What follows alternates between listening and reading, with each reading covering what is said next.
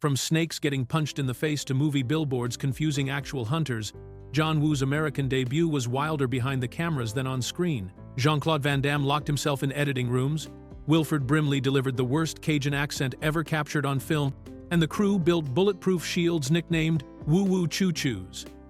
This action extravaganza hides secrets stranger than its snake-punching protagonist could ever imagine. Here are 15 weird facts you didn't know about Hard Target. 1993. Fact 1. Van Damme's secret editing room takeover. When Hard Target wrapped filming in 1993, director John Woo thought his work was done, but Jean-Claude Van Damme had very different ideas about the final cut. While Woo was busy dealing with the Motion Picture Association of America's demands to tone down the violence, Van Damme quietly orchestrated his own behind-the-scenes power play that would shock even seasoned Hollywood insiders. Van Damme and his personally chosen editor literally locked themselves inside the editing room for 2 full days, shutting out Woo and the studio executives while they created their own version of the film. This wasn't just a minor tweaking session. Van Damme was systematically removing entire scenes featuring other characters and replacing them with additional close-ups and extended sequences of himself. The action star was essentially hijacking his own movie in post-production, something that was almost unheard of in the studio system.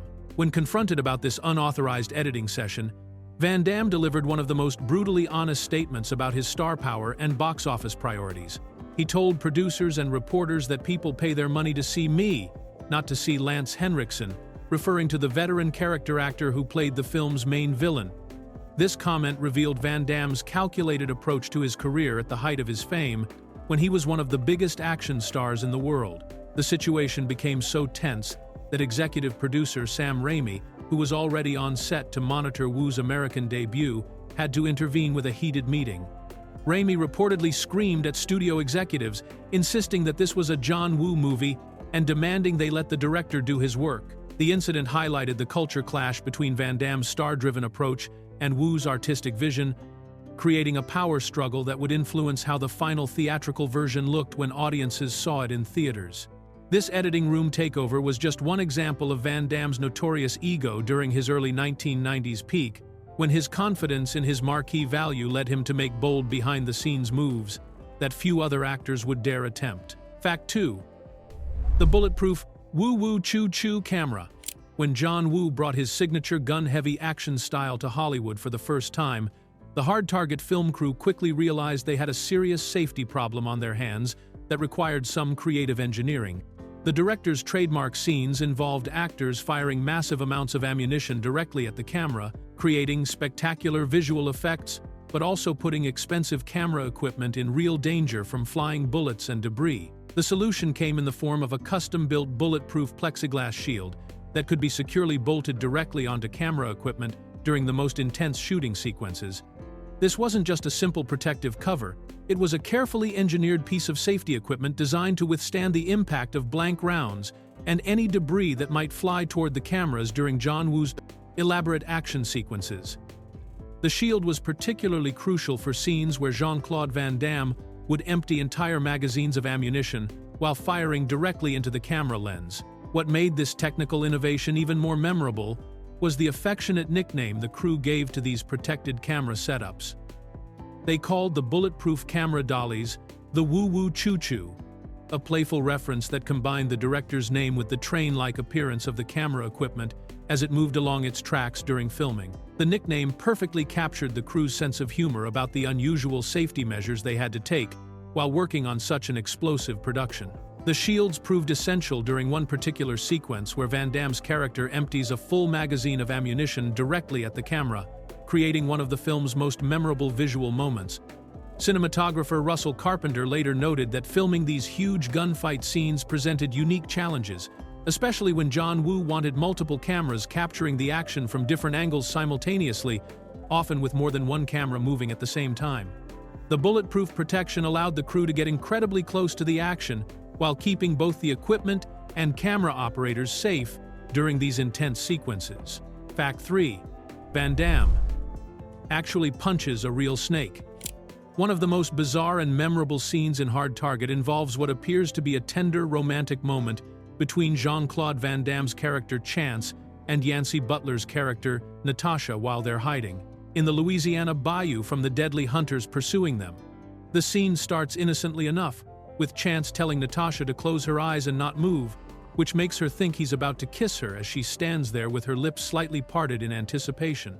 Instead of delivering a romantic kiss, Van Damme's character suddenly reaches behind her head and grabs a large poisonous snake that had been silently slithering toward her neck.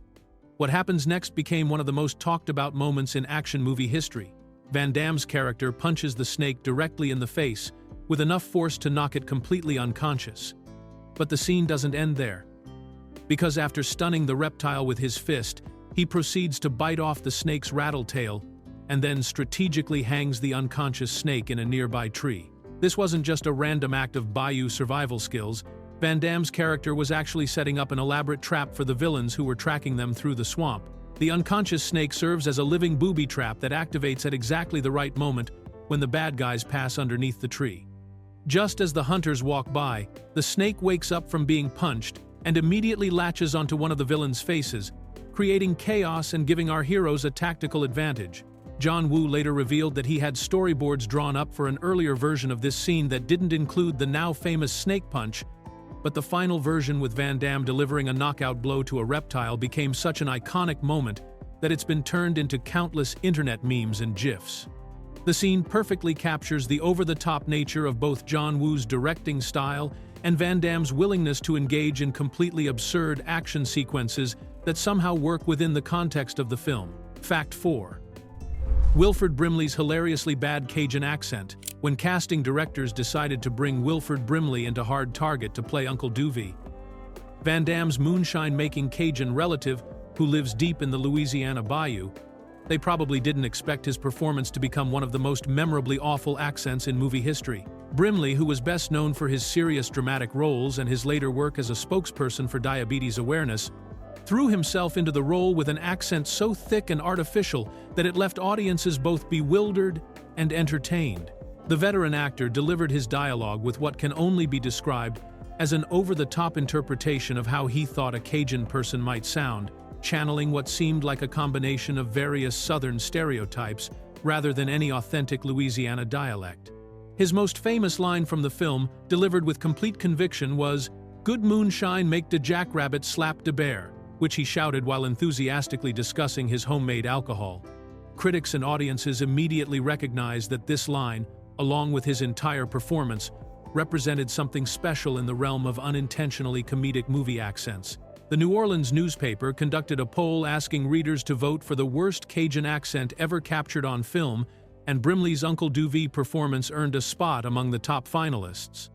One moviegoer who saw the film at the Lakeside Theater in Metairie reported that audience members were literally screaming with laughter during Brimley's scenes, particularly when the words "Marogs," Louisiana appeared on screen in front of what looked like a mountain and log cabin setting that bore no resemblance to actual Louisiana geography.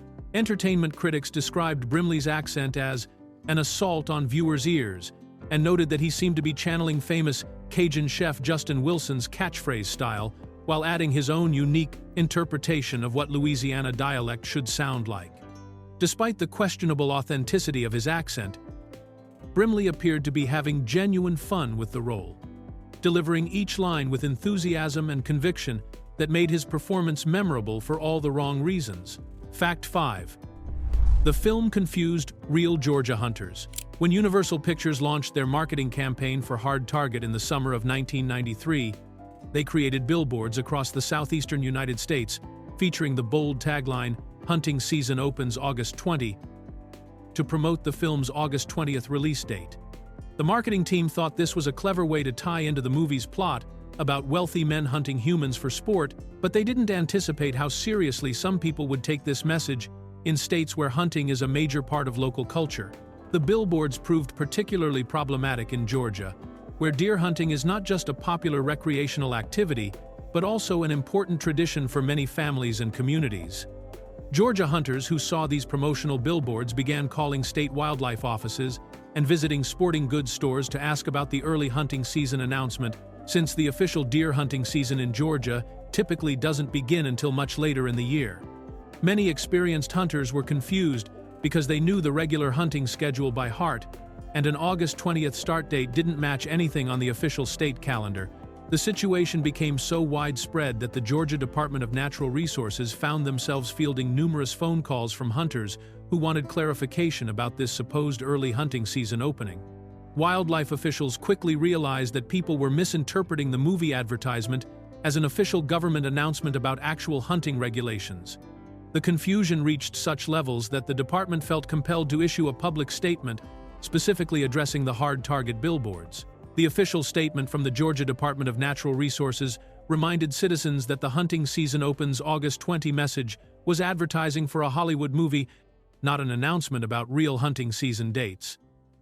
They clarified that the actual deer hunting season would begin on its regularly scheduled date later that year and urged hunters to check official state publications and websites for accurate information about hunting seasons and regulations. This unusual situation highlighted how effective movie marketing can sometimes be too realistic for its own good, especially when it taps into activities that people take very seriously in their daily lives. Fact 6.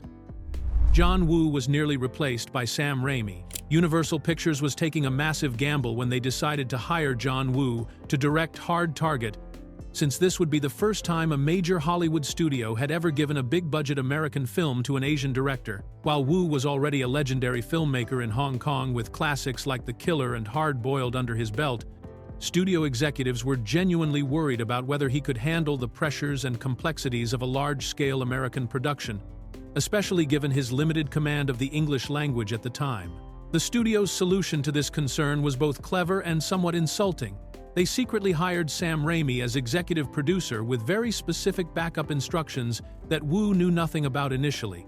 Raimi, who had already established himself as a talented director with films like Evil Dead, was told to shadow Woo throughout the entire production process and be ready to step in and take over directing duties if Woo encountered any problems or seemed unable to handle the job. This arrangement meant that Raimi was essentially functioning as an undercover replacement director, watching every move Woo made while pretending to be there in a supportive capacity. What made this situation even more interesting was that Raimi was actually a huge fan of John Woo's Hong Kong films and had tremendous respect for his work, which made the shadowing arrangement somewhat awkward. Raimi later admitted that he believed Woo at 70% of his abilities would still blow away most American action directors working at 100% of theirs. Despite the studio's lack of confidence, Raimi never had to intervene because Woo proved himself completely capable of handling the American production system. The irony of the situation became clear when Raimi ended up being one of Woo's strongest defenders during the production process. When conflicts arose between Woo and studio executives, particularly during the editing disputes, Raimi stepped up to support the director he was originally hired to potentially replace, demonstrating that the studio's backup plan had backfired in the best possible way. Fact 7.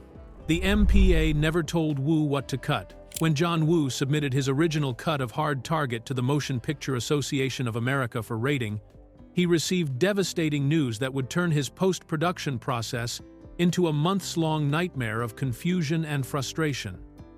The MPAA gave the film an NC-17 rating, which was essentially a death sentence for a big-budget studio release since most theater chains refused to show NC-17 movies and many newspapers wouldn't even run advertisements for them. What made this situation particularly maddening for Woo was that the MPAA refused to provide any specific guidance about which scenes or elements were causing the rating problem. Unlike other rating systems that might offer detailed notes about problematic content, the MPAA simply told Woo that his film was too violent and intense for an R rating without ever indicating what specific scenes they found objectionable or what changes might help him achieve the rating Universal needed for theatrical release. This lack of specific feedback forced Woo into an exhausting process of educated guessing that stretched on for months and consumed enormous amounts of time and resources. He was essentially playing a bizarre game of trial and error, making cuts to scenes he thought might be problematic, resubmitting the film, and then waiting to see if the MPAA would approve his changes. When each submission came back with the same NC-17 rating and no additional guidance, Woo had to go back to the editing room and try removing different scenes or trimming other sequences. The director ended up re-editing Hard Target 6 separate times, making increasingly desperate cuts to try to satisfy the mysterious MPAA requirements that were never clearly explained to him. By the time the MPAA finally accepted the film with an R rating, Woo had removed a total of 20 different scenes or sequences from his original vision. The experience was so frustrating that Woo later described it as cutting his own flesh, since he felt like he was destroying his artistic work without understanding why. The approved version that reached theaters was significantly shorter and less violent than Woo's original cut, which some fans still consider the superior version of the film. Fact 8.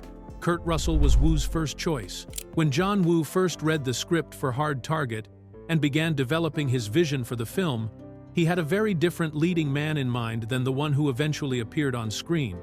The Hong Kong director's first choice to play Chance Boudreaux, the homeless Cajun ex-Marine who becomes the ultimate hunter of human predators, was Kurt Russell, the veteran American actor known for his rugged performances in films like Escape from New York and Big Trouble in Little China. Woo was drawn to Russell's established screen presence and his ability to portray tough, weathered characters who could handle both dramatic moments and intense action sequences. Russell had already proven himself capable of carrying big-budget action films and had the kind of natural charisma that Woo felt would work perfectly with his signature directing style.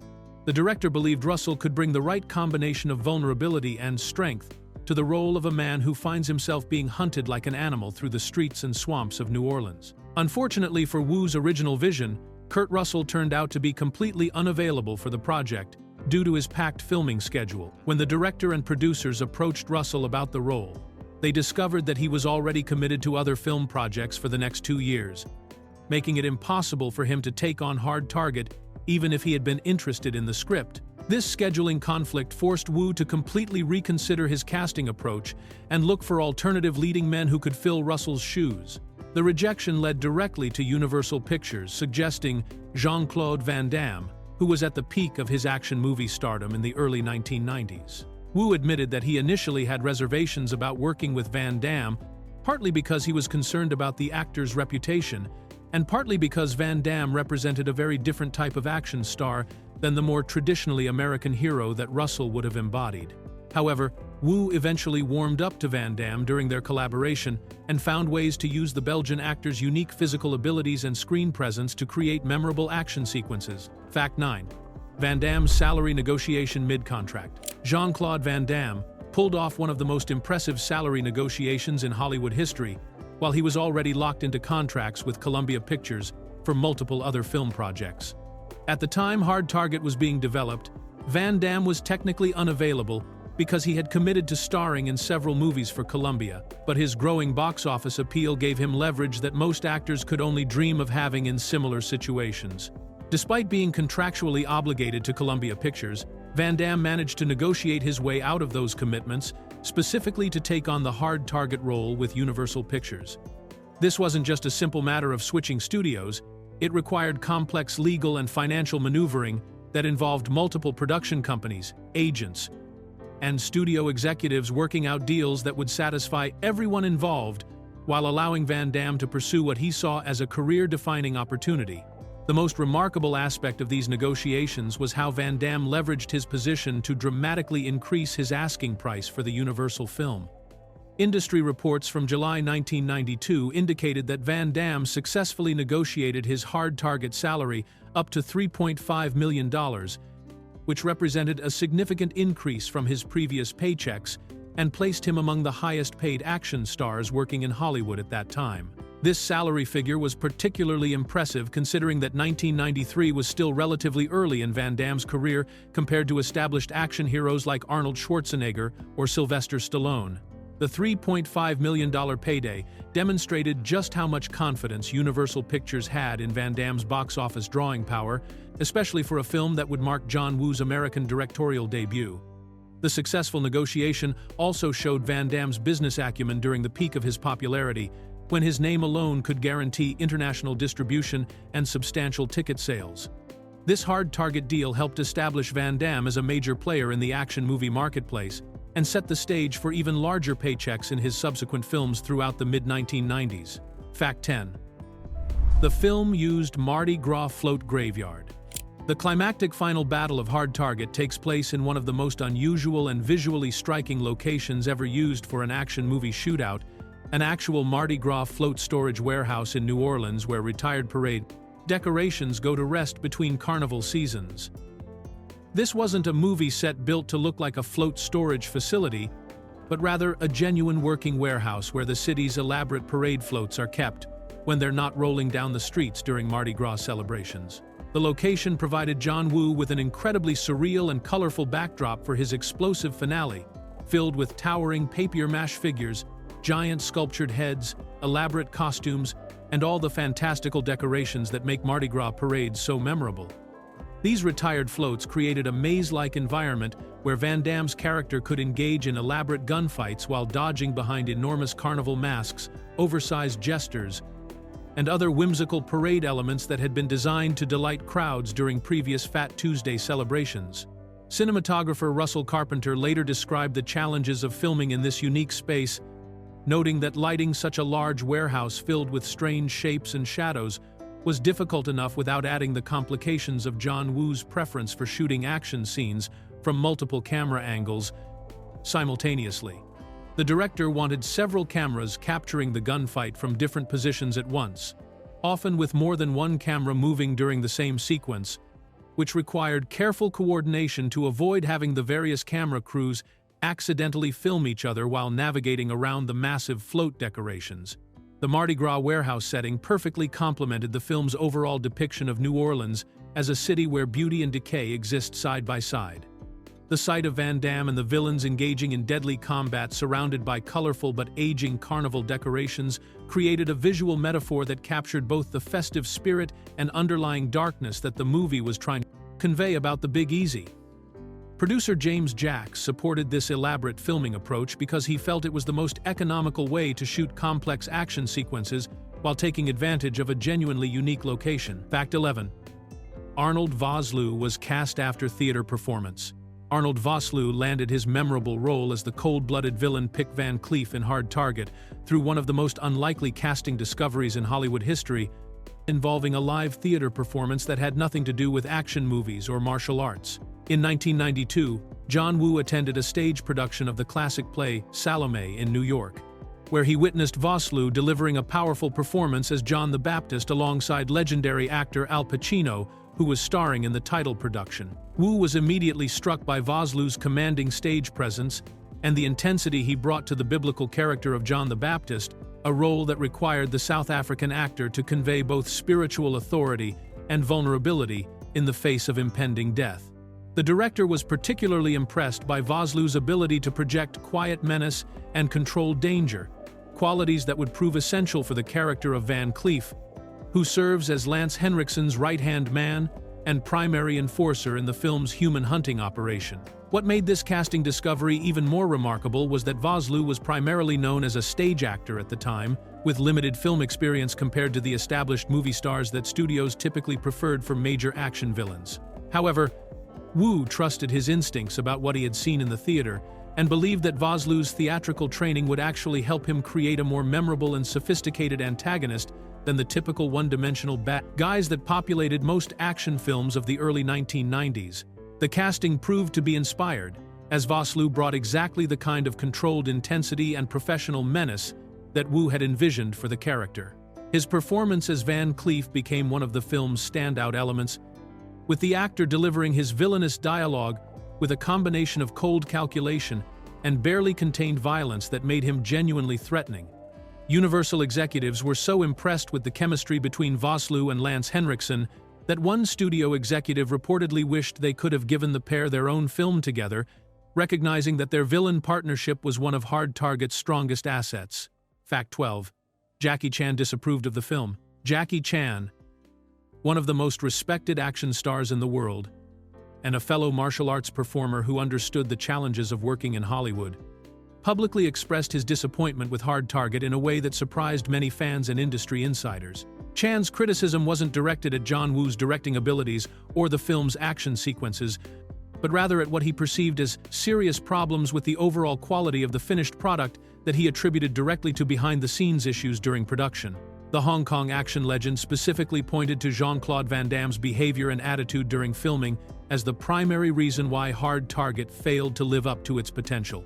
Chan believed that Van Damme's ego and unprofessional conduct on set had negatively impacted the entire production, making it difficult for John Woo to create the kind of masterpiece that his Hong Kong films had demonstrated he was capable of delivering.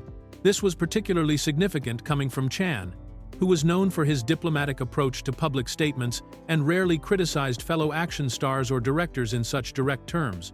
Chan's disapproval carried extra weight in the action movie community because he had his own extensive experience working with demanding schedules, complex stunts, and the pressures of international film production. As someone who had built his career on professionalism and collaborative teamwork, Chan seemed genuinely troubled by reports of Van Damme's disruptive behavior and the way it had affected what should have been a triumphant American debut for John Woo. The criticism was especially notable because Chan and Woo were both prominent figures in Hong Kong cinema who had helped establish the international reputation of Asian action filmmaking. Chan's public comments suggested that he felt Van Damme's conduct had not only damaged the specific production of Hard Target, but had also potentially hurt the broader effort to bring Hong Kong-style action direction to Hollywood audiences. His disapproval reflected concerns within the Asian film community about how their directors and stars would be treated when working within the American studio system. Fact 13. Van Damme's motorcycle surfing stunt. One of the most memorable and physics-defying moments in Hard Target occurs when Jean-Claude Van Damme's character literally stands upright on top of a moving motorcycle while simultaneously firing weapons at pursuing enemies, creating a stunt sequence that left audiences scratching their heads about how such a feat could be physically possible. The scene shows Van Damme balancing perfectly on the motorcycle seat without holding onto the handlebars or any other part of the bike, maintaining his balance while the vehicle continues speeding forward, and he aims and shoots at the bad guys chasing him. What made this stunt particularly remarkable was that Van Damme appeared to be performing the motorcycle surfing without any visible safety equipment or support systems that might explain how he could maintain his balance on a moving vehicle. Moviegoers who saw Hard Target in theaters immediately began questioning the logistics of the stunt, wondering how anyone could stand upright on a motorcycle traveling at high speed without gripping the handlebars for stability, while also having both hands free to operate firearms. The sequence was filmed in such a way that audiences could clearly see Van Damme's feet planted on the motorcycle seat and his hands holding weapons rather than steering the bike, making the stunt appear even more impossible than typical action movie sequences that rely on quick cuts or camera angles to hide the mechanics of dangerous stunts. Even viewers who were willing to suspend disbelief for most action movie scenarios found themselves genuinely puzzled by the apparent violation of basic physics and motorcycle operation principles. Van Damme later revealed that while some of the motorcycle sequences used stunt doubles, he did perform many of the riding stunts himself, though he never fully explained the specific techniques or safety measures that made the standing and shooting sequence possible. The stunt became one of the most talked about moments in the film, with many fans considering it either one of the coolest action sequences ever filmed or one of the most absurd depending on their tolerance for impossible feats. The motorcycle surfing scene perfectly captured the over-the-top nature of both John Woo's directing style and Van Damme's willingness to attempt spectacular physical stunts. Fact 14. Screenwriter plays the opening victim. Chuck Farrer, the writer who created the Hard Target screenplay, made the unusual decision to cast himself in one of the film's most important roles, the tragic character of Douglas Binder, the homeless Vietnam War veteran who becomes the victim in the movie's intense opening hunting sequence. This wasn't just a small cameo appearance or a quick walk-on role that screenwriters sometimes give themselves, but rather a substantial acting part that required Farrer to carry the entire opening sequence of the film on his own. The opening scene, which establishes the deadly human hunting game that drives the entire plot, shows Farrer's character being pursued through the dark streets of New Orleans by motorcycle-riding assassins who are treating him like prey in a twisted sporting event. Farrer had to perform in what was essentially a sustained chase sequence, running through various locations while being shot at with crossbow arrows, and hunted down by the film's villains before ultimately being killed, just as he nearly reaches safety. This casting choice was particularly significant because Douglas Binder's death serves as the emotional foundation for everything that follows in the movie. His character is revealed to be the estranged father of Yancey Butler's character Natasha, and his murder is what brings her to New Orleans to search for him, eventually leading her to hire Van Damme's character for protection. By playing this crucial role himself, Farrer was essentially putting his own face on the victim whose death drives the entire revenge plot. The decision to cast the screenwriter in such a prominent role was unusual enough that it caught the attention of film industry observers, who noted that most writers prefer to stay behind the camera rather than appearing on screen in their own projects. Farrer, who had previously worked on scripts for films like Navy SEALs and had experience as both a writer and producer, brought a sense of authenticity to the role of the Vietnam veteran that helped establish the serious undertones beneath the film's over-the-top action sequences. His performance in the opening sequence effectively set the tone for the entire movie and demonstrated his commitment to the story he had created. Fact 15. The first Asian director in Hollywood. When Hard Target premiered in theaters on August 20, 1993, it marked a groundbreaking moment in Hollywood history that went far beyond just being another action movie release. John Woo's American directorial debut represented the first time that a major Hollywood studio had ever entrusted a big-budget film to an Asian filmmaker, breaking through a barrier that had existed in the industry for decades and opening doors that had previously remained firmly closed to directors from Asia. This historic milestone was particularly significant given the context of early 1990s Hollywood, when the major studios were still dominated by a relatively small group of established American and European directors who handled the most expensive and high-profile projects. Asian filmmakers, despite creating acclaimed and influential movies in their home countries, had been largely excluded from the American studio system that controlled the biggest budgets and widest theatrical releases in the global film market. John Woo's selection to direct Hard Target came at the peak of his international reputation, following his success with acclaimed Hong Kong action films like The Killer, A Better Tomorrow, and Hard Boiled that had earned him recognition as one of the world's most innovative action directors.